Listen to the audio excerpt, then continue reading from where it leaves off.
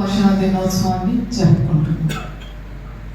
తెలుగు భాష అనగానే మనకి గుర్తొచ్చేది గిడుగు గారు.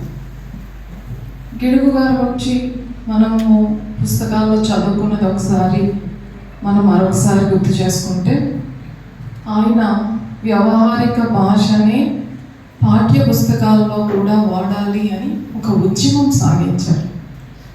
ఈ రోజుల్లో మనకి భాష గురించి ఒక ఉద్యమమా అని ఆశ్చర్యంగా అనిపిస్తుంది.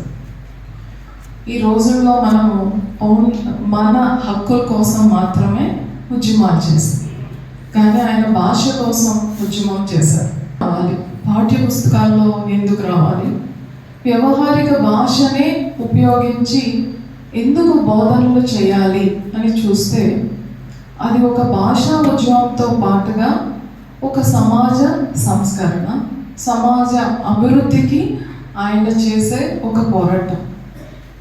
ఎప్పుడైతే మనము భాషకి దూరం అయిపోతామో, ఆ భాష ద్వారా వచ్చే జ్ఞానానికి కూడా దూరం అయిపోతాం, కూడా మనం దానిని ఆస్వాదించలేం. అలానే మనకి రాని భాషలో ఎవరైనా మంచి విషయాలని మనకి తెలియజేసినా కూడా మనకి తెలియదు. ఒక మూట కట్టి మీకు రాని భాషలో, ఒక పర్షియన్ భాషలో అది అక్కడ ఉంది అని చెప్పినా కూడా మనకి తెలియదు.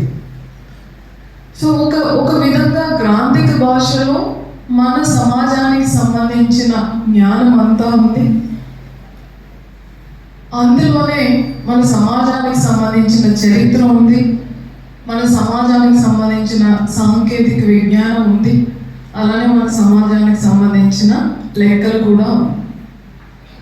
అది తెలుసుకోవాలి అని అంటే ఆ జ్ఞానానికి మనకి ఒక అనుసంధానంగా ఒక భాష, మనకి అర్థమయ్యే భాష రావాలి. అందుకే ఇప్పుడు మనం ఏది మాట్లాడుకుంటున్నామో అదే భాష మన వార్తాపత్రికల్లో ఉంది, అదే మీ పాఠ్య పుస్తకాల్లో కూడా ఉంది.